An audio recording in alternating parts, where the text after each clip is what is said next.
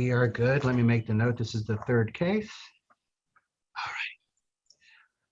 Mr. Frederickson, did you wish to reserve any time for rebuttal?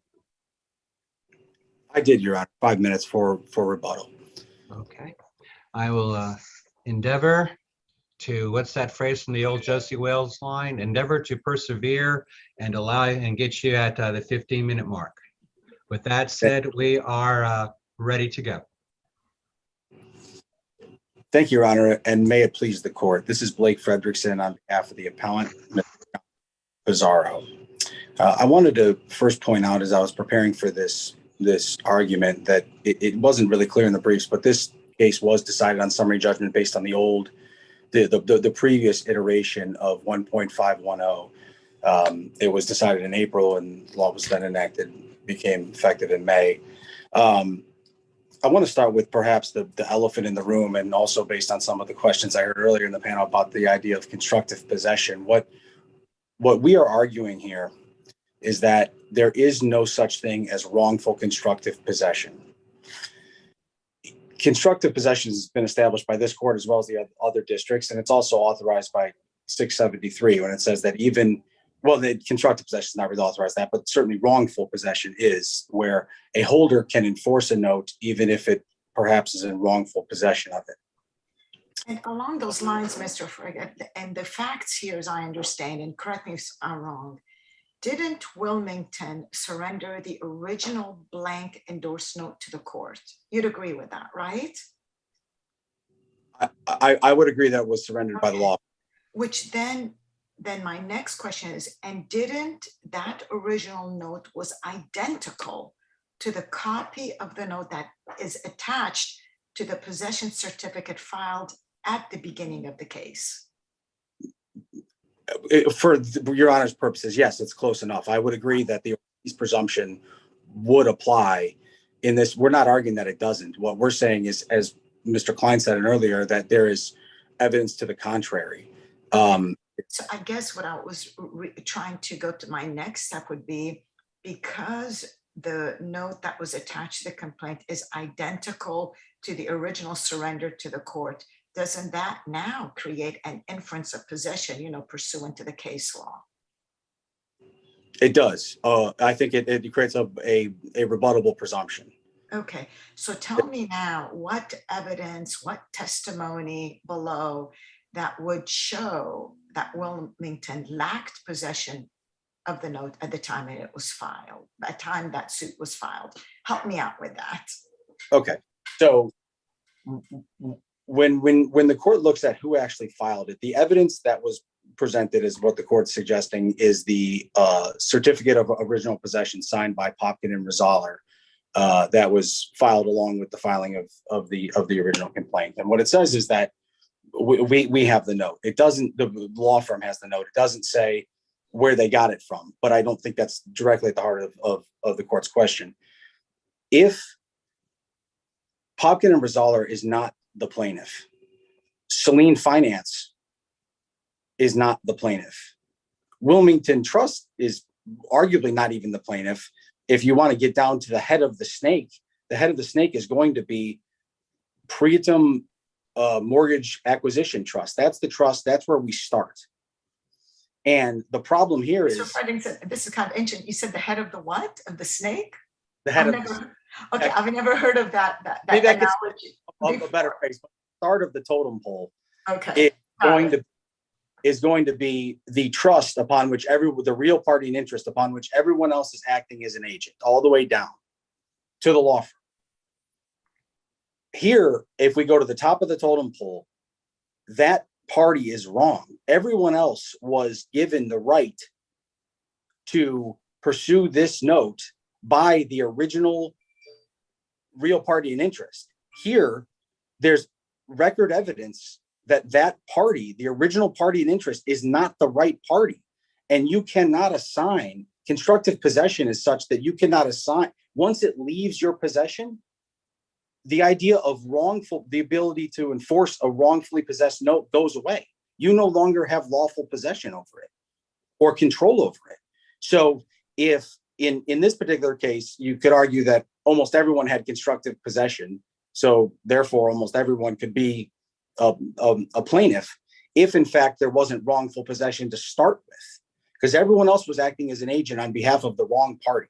So when it boils it down, what we're arguing, Your Honor, is they can't go through that totem pole if, in fact, it is demonstrated, certainly on a summary judgment standard, that it could have been the wrong party to start with.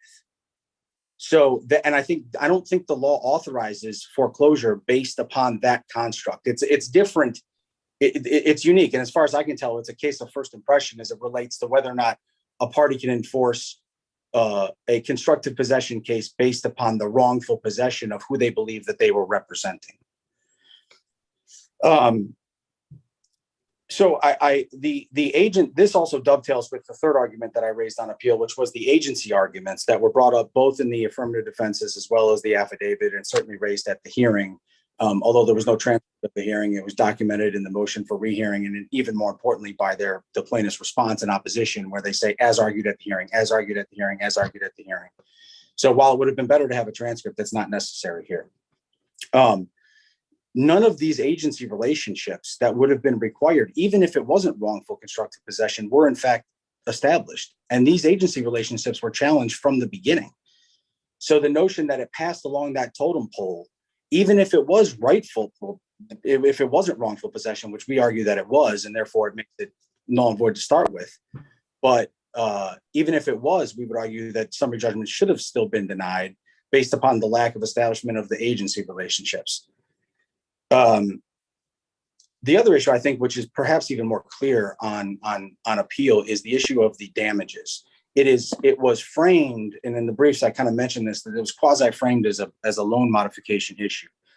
I would agree that it wasn't pled that way. It wasn't alleged that there was a loan modification, and it wasn't raised in the affirmative defenses. However, if you take the word loan modification out of it completely, what the plaintiff is, or what the defendant here, the appellant, is saying is that there's a $36,000 charge. $31,000 charged to the account in a single day. There was a reconciliation, what it looks like, but that makes absolutely no sense without a backstory. And the difference between the Blodell opinion and the Fan case, which this course decided, I think probably rightfully in both cases, that those were decided on trial, where the witness was able to explain, hey, listen, there was a trial modification. Here's what happened. They go through the record and explain, here's how it worked out.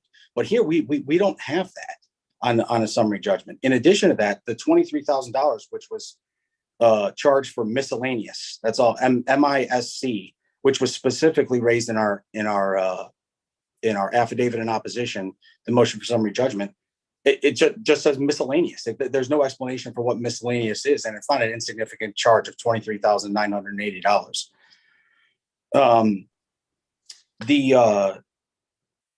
I guess the last issue to dovetail the agency and the damages arguments together was that if in fact we would have been deciding this at trial, and the witness would have testified to these things, perhaps there's an explanation for how the charges, not just the miscellaneous, but the $31,000 charge in a single day, how that worked in, what way. But without that, the court had no evidence other than this, right? There was nothing else to hold, nothing else that the court could have grabbed onto and say, here's how this makes sense. And certainly as to the $23,000, there's no explanation whatsoever. And in terms of the issue being waived, I touched on this briefly. Yes, it would have been better to have a transcript, but every issue that I've raised here, including some which I didn't, even the objections to hearsay were raised in an objection to the plaintiff's attempts to certify business records. But every argument that I'm making here today is in the answer, the affidavit in opposition, and in the motion for rehearing and the response, which confirmed that these arguments were made at the hearing. And so for those reasons, Your Honors, I would ask that the court reverse the summary judgment on either basis, either on the issue of damages or on the issue of the wrongful constructive possession. And with that, I'd ask if the court has any questions. If not, I'd like to reserve the rest of my time. Nothing for me. Council, customarily, we have, I think, a local court rule here that maximizes the reservation of time till to 5 minutes. So I'm not going to be able to reserve 10 minutes for you. Okay, well, That makes helps make your decision easier. You still have time here. You have 5 minutes to go to get to your 15-minute mark. sure. I guess another thing I'd like to point out, in the plaintiff's brief, the Appellee's brief, you'll see that the Appellee calls the standing argument a red herring because I think it misconstrues the appellant's position in relation to standing in the standing versus holder versus owner. We're not suggesting that they have to be both. We're not suggesting that they have to be both. That's what the Appellee says in their brief. We make no such suggestion. What we're saying is they can't be the owner because there's somebody else, according to their documents, who says that there's another, what I call the head of the totem pole, who's the owner. Now that may be able to be explained somehow at trial, but we weren't at trial. We're at summary judgment, and there's no record evidence to support that the current plaintiff, who's the named plaintiff, is actually the owner. Then it goes to holder. And I think that those, although I understand some of the court's rulings as it relates, the one is not related to the other. When you're dealing with a constructive possession case, they're not completely independent. And those two can dovetail because in this particular case, the owner, the real party in interest, assigns the rights all the way down. And there is no evidence, by the way, none, that any of those particular entities were the holder other than the law firm's affidavit. And the law firm's affidavit doesn't say where they got it from. They say on behalf of plaintiff, but that's really three different entities. So unless this court could rule that is the prepared suggestion is that everyone could be a constructive possession, or every one of them could be a holder. I don't know that that's a foreign concept, at least to me. So I have nothing further without replowing the same ground, and I would ask that the court remand this case on both issues: the standing issue, which is related to the agency issue, and also on the issue of damages, which seems more clear cut. Thank you, Your Honors. Thank you, counsel. Mr. Schwartz, I have cleared the timekeeping device, so you are starting at 0. You may Thank you begin. very much. Thank you very much, Your Honor. May it please the court. Adam Schwartz on behalf of the appellee. And based upon Mr. Frederickson's arguments, I'm going to deviate, and we're going to talk about totem poles. Contrary to our vernacular use of the word totem poles in American nomenclature, the bottom of the totem pole is where the most important is, and the cultures where totem poles are used because they support the rest of the family above them. Has nothing to do with the argument. I just wanted to make that statement because I never get to say that to anybody, and here was an opportunity. All right, so this court should affirm the final summary judgment of foreclosure. I'm going to start off with a quote, and we can find this case law in Collins Fruit Company versus Giglio. It's 184 Southern 2nd 447, which is this court's case. But I also like the quote from Airport Rent-A-Car Inc. versus Lewis. It's a 4th DCA case that we cite in our brief. And it says, quote, an attorney's expression of his personal opinion as to the credibility of a witness or his personal knowledge of the facts is fundamentally improper. And what we have here is all 3 sections of the brief rely upon appellant's counsel's improper speculation and conjecture. First, the appellee was the holder of the blank endorsed note. Appellee's lawyer signed the possession certificate and signed the complaint reflecting the blank endorsed note.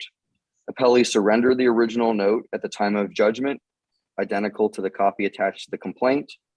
And then, as we know, appellant admits this possession.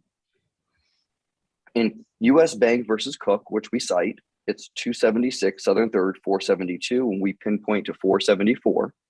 This court held that possession by the bank's lawyers who filed the complaint was legally sufficient to establish standing, and that's on top of the Ortiz inference.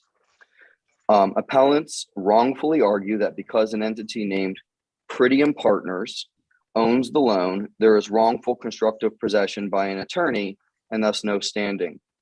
There's no evidence that Pritium Partners owns the loan. He's citing to a page of the business records where he is speculating as to what those terms mean. He never took a deposition. He never asked any information as of the affiant or the business records attached to it.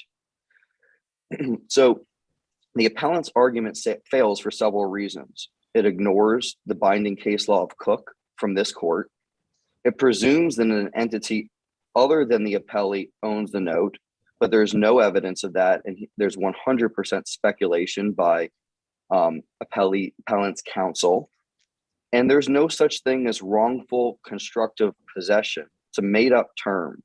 Either there's an agency relationship or the ability to direct and control, or there's not.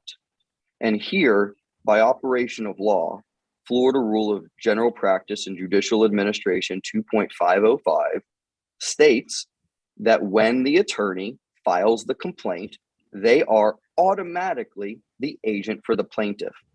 And when you put that together with the possession certificate signed by the law firm, with a copy of the note identical to the one attached to the complaint being surrendered to the court, and they're endorsed in blank, plaintiff proved its standing. And there's no law to the contrary in the state of Florida. Second, Your Honor, the loan mod issue was not pled as admitted by appellant's counsel. And again, appellant's counsel speculates as to the meaning of appellant's business records. If appellants wanted to challenge the amounts sought by the appellee, they needed to plead a loan modification, and there wasn't one, but they needed to plead it to put us on notice of it. And everything else is opposing counsel's speculation and his own interpretation of the plaintiff's or the appellee's business records. It doesn't work that way. You have to take a depo if you want to undermine a facially valid affidavit. Third, Your Honor, I'd like to talk about the principal agency relationship between the servicer and the appellee. And that's not part of any element of foreclosure, and it's not a viable avoidance to foreclosure in this case. None of the plaintiff's theories of recovery are predicated on the servicer being the agent of the plaintiff. Sometimes it might be, depending on the factual scenario. If you have a non-holder in possession with the rights of a holder, if you have a lost note case where you need to track ownership and transfer of entitlement to enforce, there may be factors there where the servicing relationship is important and an element, but it's not one here in this case. And it's not a proper avoidance, because if you were to presume all the facts of the complaint as true, even if the servicing company wasn't the servicing company for plaintiff, it was still their business records. They attested to their own business records that showed the non-payment default, the continuing non-payment default, and how much was owed, the mailing of the notice of default, and the proof of mailing, because there was a scanned, processed envelope showing that there was compliance because it was sent. The plaintiff's affidavit or the appellee's affidavit met its prima facie burden for the admissibility of the business records that were attached to it. And under the Florida Supreme Court case in Jackson and this court's prior precedent, that is legally sufficient to then shift the burden to the appellant to take a deposition, do some discovery to challenge the prima facie foundation and admissibility of the business records attached to the business record affidavit. All documents attached to that affidavit were authenticated as set forth in paragraph 4 of the affidavit. And then I briefly want to talk about Cook versus Bank of America. It's a 5th DCA case. It's 314 Southern 3rd, 732. And this is because it's cited by the appellants. They cite it for the proposition that the appellee's affidavit was legally insufficient. And it doesn't stand for that proposition at all. This case had to deal with the mailing of a notice of default that was material to the satisfaction of condition precedent. That's the Cook case versus Bank of America. And there were no business records offered into evidence to prove the mailing. And there was witness testimony at the trial that the witness saw something on her computer that led her to believe that it was mailed. And that was improper hearsay. And the Fifth DCA properly identified it. But that's not what we have here. All of the business records attached were authenticated. The business record foundation was laid for them, and there was proof of mailing attached. Cook is completely distinguishable from what we have here in this case.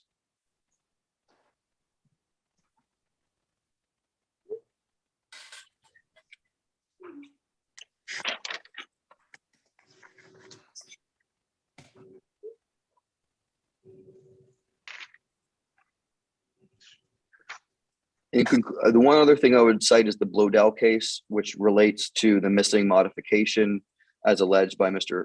Frederickson, the appellant's counsel.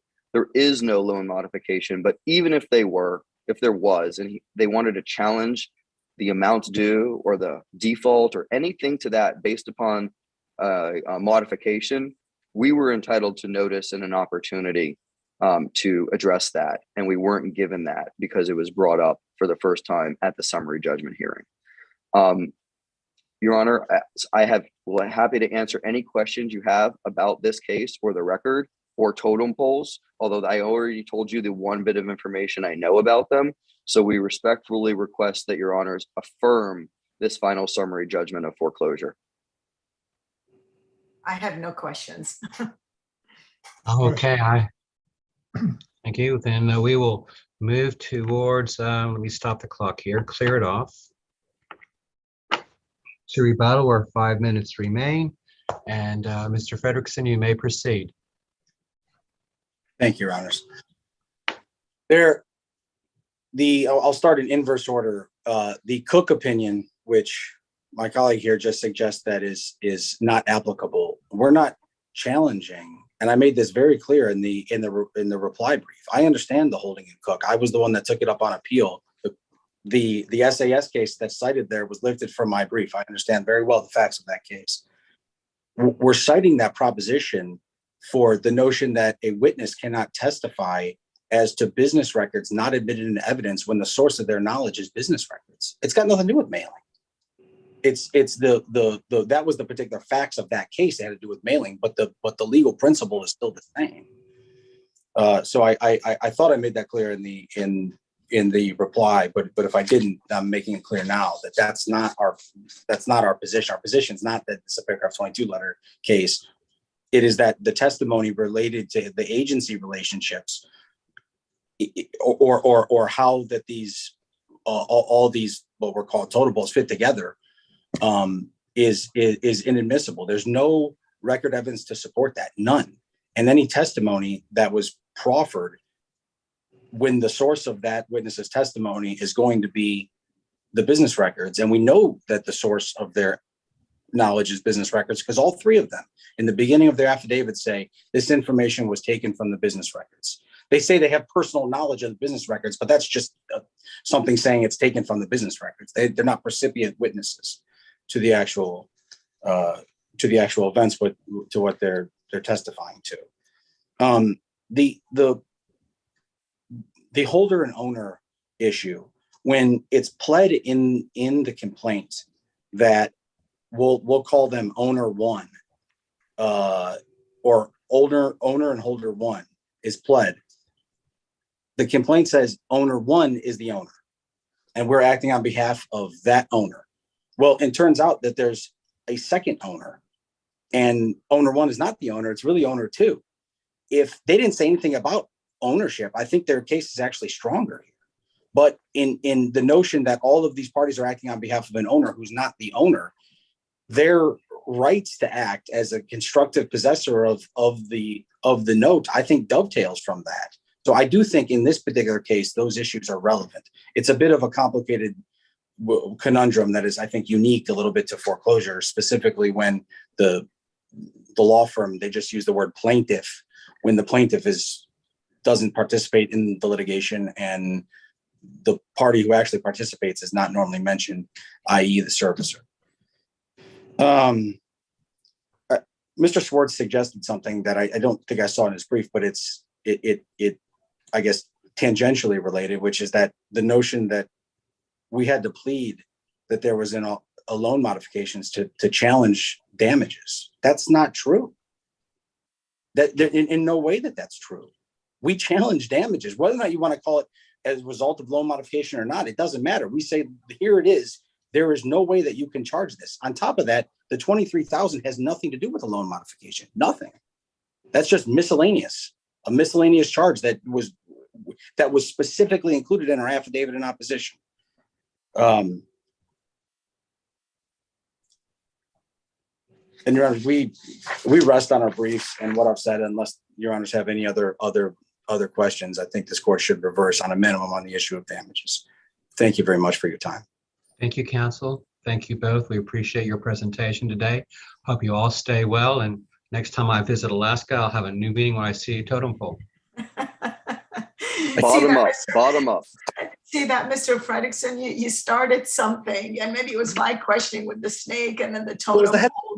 That was good analogy, but it didn't work out. But thank you very much. No, that was great. Thank you both. Thank you. Here.